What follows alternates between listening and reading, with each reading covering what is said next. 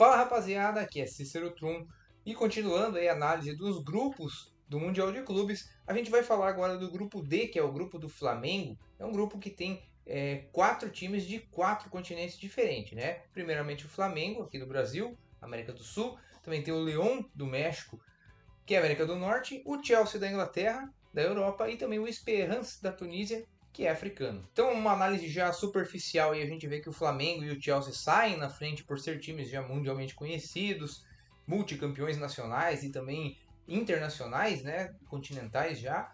Mas a gente nunca pode subestimar os times mexicanos, que sempre são pedra no sapato aí dos brasileiros. Então o Chelsea, que é o cabeça de chave aí nesse grupo, já não é mesmo o bicho-papão de antigamente, né, da época do Abramovich, o antigo dono do time, o russo milionário, que montava times com muitas estrelas, que brigava ali com o Bayern, com o Manchester City, Barcelona, por contratações de jogadores em ascensão, né? Diferente de hoje em dia, a nova gestão, depois da guerra na Rússia, ele foi obrigado a sair do Chelsea, vendeu o time, o Abramovich, e a nova gestão visa em contratar talentos aí, futuros talentos, né? Tanto é que está contratando muitos jovens também brasileiros. A gente viu recentemente o Ângelo, o David Washington, e agora a bola da vez é o Estevão, que após o Mundial já vai para o Chelsea. Então a gente vê que mudou a política dos donos da empresa, né? Da SAF, né? O Chelsea. Então não é mais aquele time tão temido, mas é claro que tem grandes jogadores ali, um bom elenco. Esse ano ainda vem fazendo uma boa campanha na Premier League, vem brigando aí pela Champions League,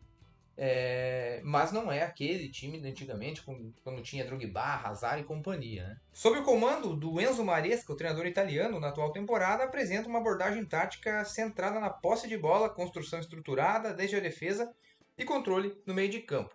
Apesar das críticas de parte da torcida e resultados inconsistentes, a equipe demonstra evolução em comparação com as temporadas anteriores, brigando por uma vaga na Liga dos Campeões, como eu citei.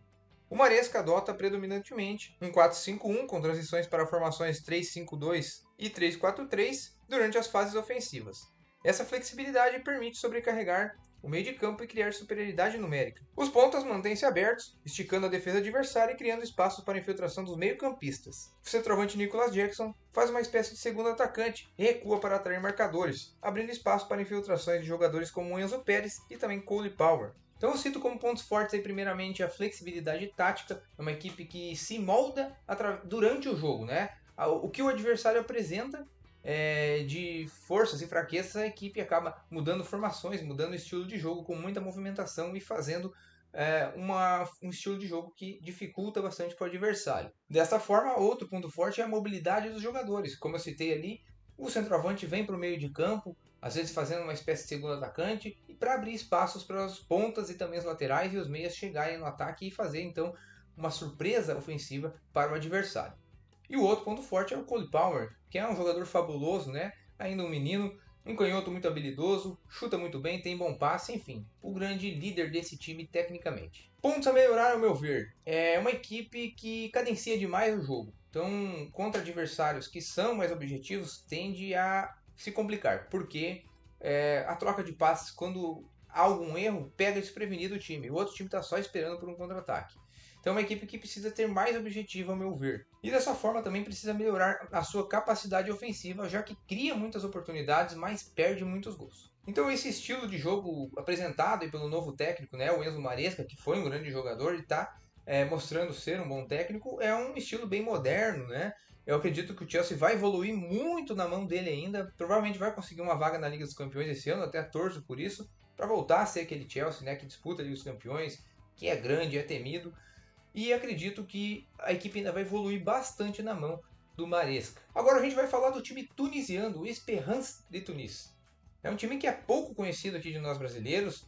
Ele nunca enfrentou nenhum brasileiro aí nos mundiais. Quando foi, não chegou a encarar nenhum brasileiro, né? Ou caiu na chave do europeu, ou então ele acabou sendo eliminado anteriormente por outro time, né? E apesar de não ser tão conhecido pra gente, é uma equipe gigante na África. Já é 4 vezes campeã aí da Liga dos Campeões da África. A última aí é em 2019. Ele que tem 33 conquistas do campeonato tunisiano, muito mais do que o segundo que mais tem conquistas, que é o Afrikaner, que tem 11 títulos, são 22 a mais. É muito superior. No campeonato atual aí da Tunísia, tá tendo disputa boa, né? Tá pau a pau aí pela briga pelo título, tá na liderança, né? Mas tem concorrente à altura.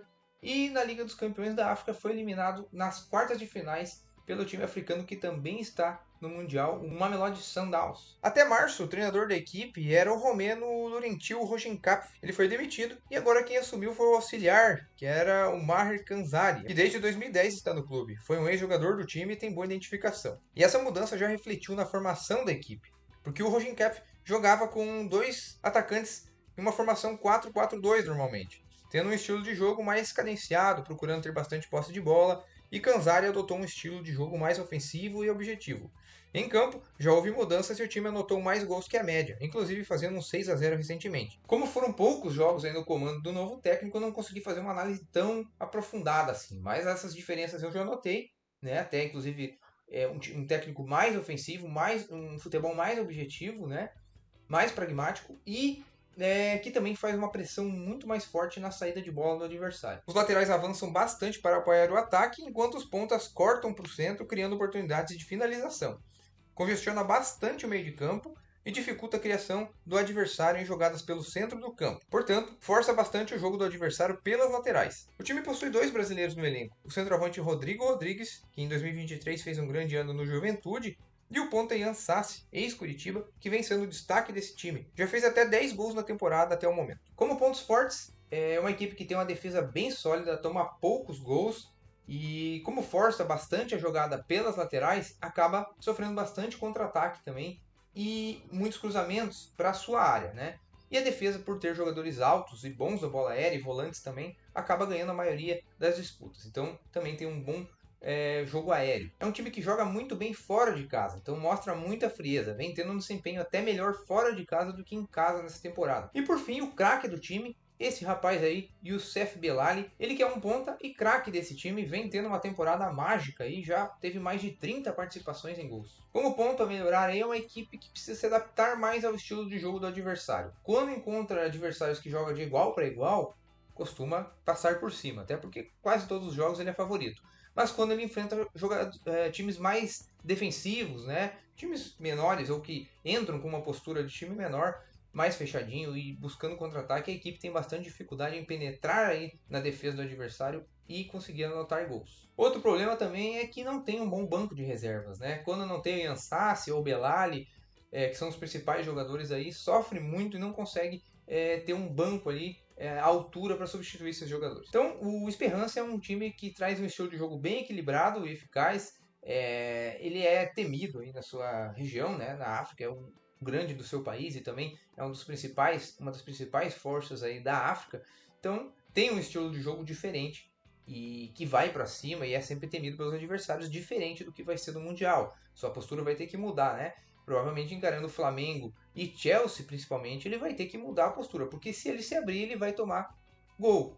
E aí, então eu acredito que a postura mude e jogue mais fechadinho. Agora a gente vai falar do Lyon, que inicialmente era o time desse grupo, mas está tendo um processo judicial onde ele pode perder a sua vaga, né? Pelos donos do clube serem os mesmos donos do Pachuca, isso fere uma das regras da competição. O regulamento da FIFA diz que nenhuma pessoa física ou jurídica pode controlar ou exercer influência sobre mais de um clube participante do Mundial. A briga jurídica está acontecendo, está enrolada, como sempre, né? E o Leão acredita que vai conseguir sim essa vaga e vai conseguir se defender. Porém, o Alajuelense, que é um dos maiores times da Costa Rica, é o próximo aí do ranking e caso o Leão seja desqualificado, é o time da Costa Rica que herda essa vaga. Então, menos de um mês e meio para o começo do Mundial, ainda a gente tem essa indefinição, né? O que é uma vergonha. E a FIFA já devia ter tomado uma providência aí, a justiça já devia ter acelerado, né? Está sendo jogado na Espanha isso. Então, é até complicado para os times se agendar, né? Então, acredito que até seria ruim se o Leão saísse dessa competição, porque o time do Alajuelense vai chegar ali todo atropelado ali, sem planejamento nenhum. Mas vamos contar que vai ser o Leão, porque naturalmente era para ser essa equipe, o participante desse grupo, e o Leão que tem algo em comum com o Flamengo, que é o mesmo ídolo, o Tita. O treinador da equipe é Eduardo Berizzo, ele que é ex-técnico do Chile e do Paraguai. O Leão está nas semifinais do Clausura, que é o segundo turno do México, e vai enfrentar o Cruz Azul aí no começo de maio. Vem tendo muita inconsistência aí nos resultados, né? Não vem sendo regular, mas conseguiu a vaga aí no mata-mata, avançou, agora está na semifinal e aí mata-mata tudo pode acontecer. Berizzo costuma escalar essa equipe em um 4-3-3, permitindo transações rápidas da defesa para o ataque. A equipe demonstrou versatilidade tática, adaptando-se conforme o adversário e as circunstâncias do jogo. 2 jogadores ex-São Paulo chegaram recentemente e trouxeram experiência ao time. O Rigoni, atacante argentino, e o Rames Rodrigues.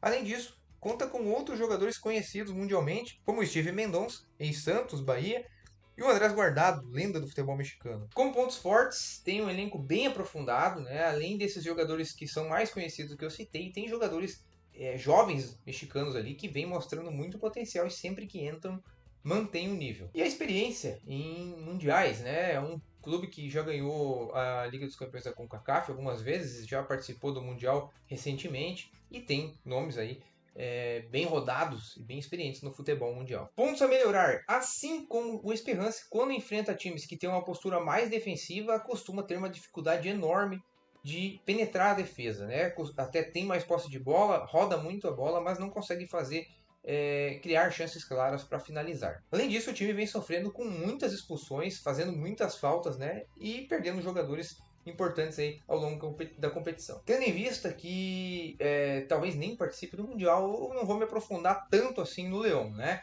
Quando tiver aí quando for enfrentar o Flamengo, eu vou fazer uma análise mais aprofundada do time que o Flamengo vai enfrentar, seja o Leão ou o Alajuelense. Então fiquem ligados no canal, já curtam o vídeo, se inscrevam para sempre receber os vídeos aqui do canal. E agora vamos falar do Flamengo, que com o fracasso do Tite, que foi uma aposta no ano passado, entrou o Felipe Luiz, fez um bom trabalho na base e teve mudanças bem positivas no time, né? Principalmente na motivação dos jogadores, um ambiente melhor no grupo, e o Flamengo vem fazendo um grande ano já em 2025, tanto é que foi campeão aí estadual e vem bem em todas as competições que está disputando. O Mengão está com um elenco bem forte e podendo fazer uma mescla e jogar várias partidas com um time misto, colocando garotos que vêm muito bem da base e também bons jogadores que tem no banco e consegue manter o padrão de atuações. Vem utilizando aí um 4-5-1 com variações para 4-3-3, dependendo da circunstância da partida, movimentando os pontas. Tem como principais características a construção do jogo desde a defesa, iniciando jogadas com passes curtos, envolvendo os zagueiros que são técnicos,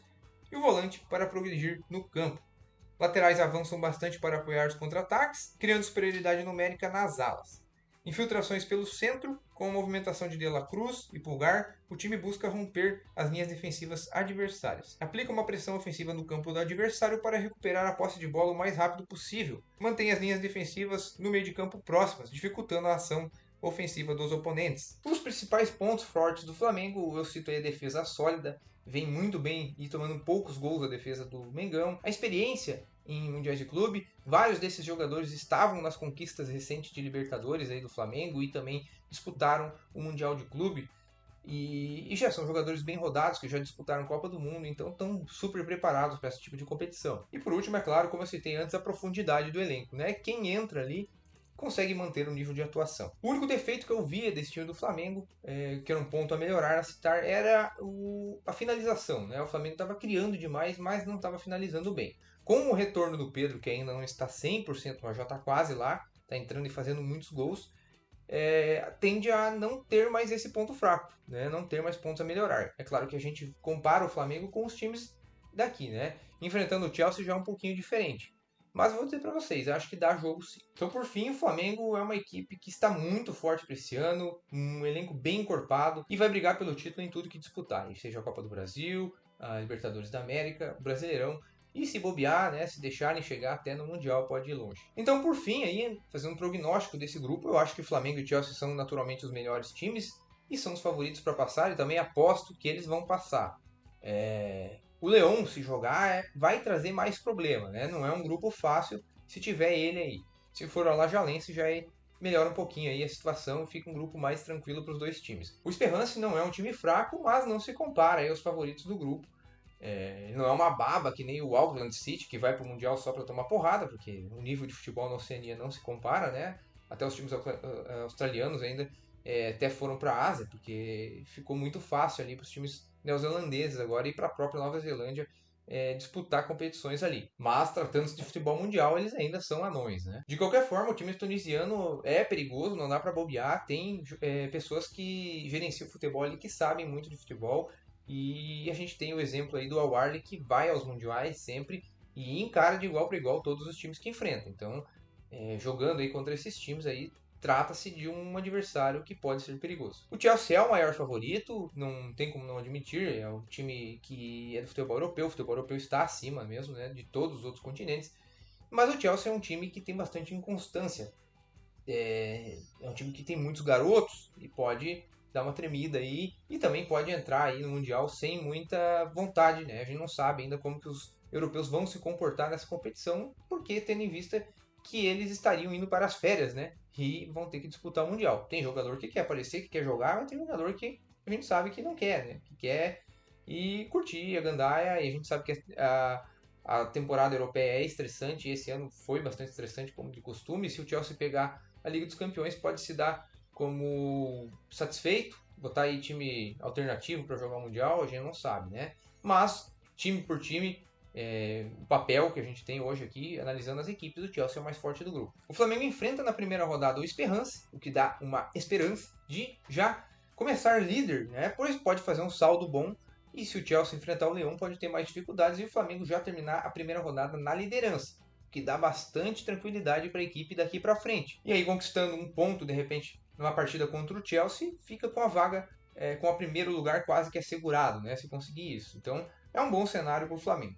Quero saber de vocês, meus amigos, o que vocês acham que vai acontecer nesse grupo? O Mengão vai ser o time a ser batido? Vai botar o Chelsea na roda e fazer o que fez aí com o Corinthians recentemente? Ou o Mengão vai apenas ser o segundo colocado? Vai ser um vexame? Quero saber a opinião de vocês. Se vocês gostaram desse vídeo, eu peço a ajuda de vocês. Basta se inscreverem no canal, aí vocês vão sempre receber notificações de vídeos como esse e acompanhar aqui o Mundial de Clubes comigo, meus comentários. E também curtirem esse vídeo, compartilhar com seus amigos flamenguistas. Muito obrigado pela atenção, amigos, e um abraço.